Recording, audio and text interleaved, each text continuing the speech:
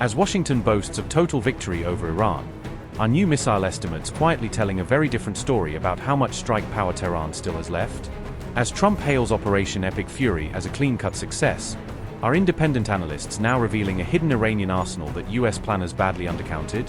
If some Western estimates said 2,500 missiles while others point to figures closer to 20,000, did Trump walk into this war relying on intel that was sketchy at best? From early Shahab rockets to solid-fuel Sedgels, did Iran quietly build a deep strike arsenal in silence while the world focused on sanctions and nuclear talks? If Iran really holds more than 17,000 missiles today, is Trump now underplaying a threat that could shape the next phase of this conflict? As the US boasts of having decimated Iran's military, a new analysis is openly questioning whether Washington ever grasped the true scale of the IRGC's missile power. On April 7th, Trump declared that the US had met and exceeded all its military objectives in the Iran war and could pause bombing from a position of strength. His Secretary of War, Pete Hegseth, doubled down by calling Operation Epic Fury a capital V victory that left Iran's military combat ineffective for years. President Trump forged this moment. Iran begged for this ceasefire, and we all know it. As the President truth this morning, a big day for world peace. Iran wants it to happen. They've had enough. Operation Epic Fury was a historic and overwhelming victory on the battlefield. A capital V military victory. By any measure, Epic Fury decimated Iran's military and rendered it combat ineffective for years to come. However, Brazil-based analyst Patricia Murrins argues that Western counts of Iran's missiles are wildly understated and ignore decades of serial production. During last year's 12-day conflict, Murrins estimated Iran's stockpile at close to 20,000 missiles, not a few thousand. Her breakdown pointed to roughly 7,000 to 8,000 ballistic missiles and 12,000 to 13,000 cruise missiles in various roles. Those figures, she says, include both active operational rounds and large numbers held in reserve across Iran's dispersed depots.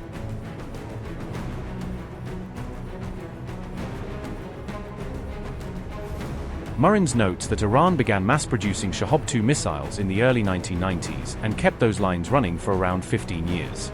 Shahab-3 then entered production from about 2004 to 2008, before being edged out by more modern, longer-range systems.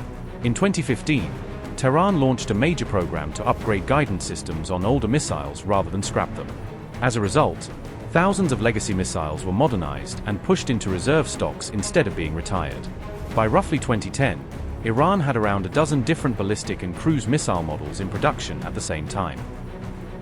By 2010, Iran had about 12 missile models in active production, using multiple lines to push out different systems at the same time.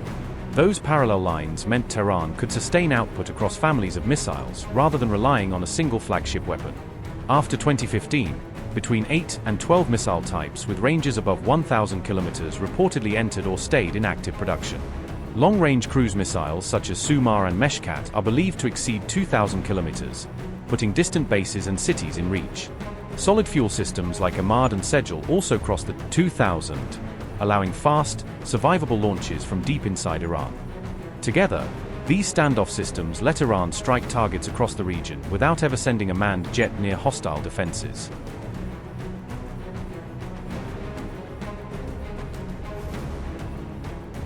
Murrins flatly rejects Western think tank claims that Iran had only about 2,500 missiles in stockpile at the start of this war. She calls those lowball estimates illogical, given Iran's decades of mass production and multiple simultaneous assembly lines. On what she describes as a conservative calculation, Murrins argues Iran's arsenal now exceeds 17,000 missiles. Patricia Murrins said, and I quote, "If we assume a conservative average production rate of roughly 100 units per model per year, taking into account multiple parallel production lines, that alone would give Iran, over the last 15 years, an arsenal exceeding 17,000 missiles. There is simply no logic in claiming that Iran, after more than 30 years of dedicated missile production with multiple active lines, had only 2,500 missiles in stockpile as of February, as many Western think tanks claim. These estimates consistently understate Iran's real industrial capacity.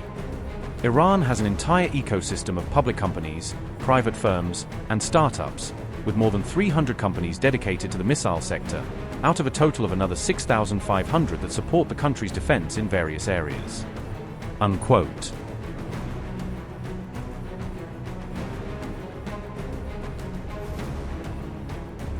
After more than a month of heavy fighting, US and Iranian delegations are set to meet in Islamabad on April 11th for formal ceasefire talks.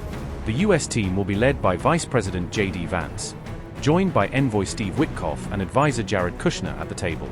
Just before boarding Air Force One, Vance said Washington is ready to extend the open hand and seek a deal, if Tehran comes to the talks in genuine good faith. Guys, good morning. Thanks for coming. Look, we're looking forward to the negotiation. I think it's going to be positive. We'll, of course, see. As the President of the United States said, if the Iranians are willing to negotiate in good faith, we're certainly willing to extend the open hand. If they're going to try to play us, then they're going to find that the negotiating team is not that receptive. So we're going to try to have a positive negotiation. The President has gave us some pretty clear guidelines, and we're going to see. So I hope you guys have a safe flight. We'll certainly take some questions later on, but for now, let's get on the plane and hit the road. Thank you all. Interestingly, Islamabad is still waiting for Iran's full delegation to arrive, underscoring how fragile and contested this ceasefire moment remains. The talks also open as the ceasefire remains fragile, with heavy Israeli strikes on Lebanon threatening to drag Iran and the US back toward confrontation.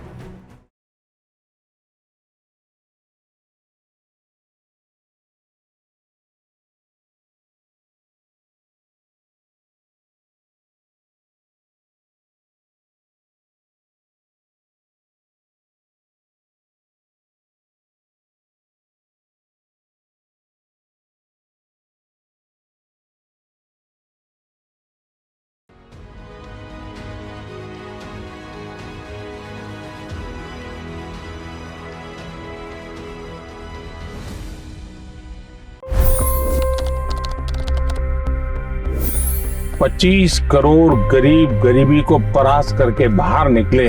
For the good of our nation, let's work together and let's truly make America great again.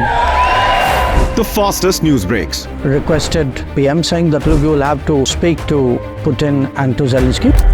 The biggest news makers. The relationship with India is probably the most important bilateral relationship the U.S. will have for the rest of this century. The capital delivered quite an election result today. Expert analysis. The million-dollar question today is how to stop this dance of death. Ground reports. I'm standing at the crossroad of the Kumbh Mela. Behind me are more than 100 entry ghats. Long-form interviews. Exclusionary politics is reflected in Manipur case as well. You don't bother because this is a small state. Deep dive into burning issues. It's often said DRC could be the richest country in the whole world. It's because of what sits underneath. Why exactly did the US topple the Sheikh Hasina government? HD videos. We don't just break news, we break it down.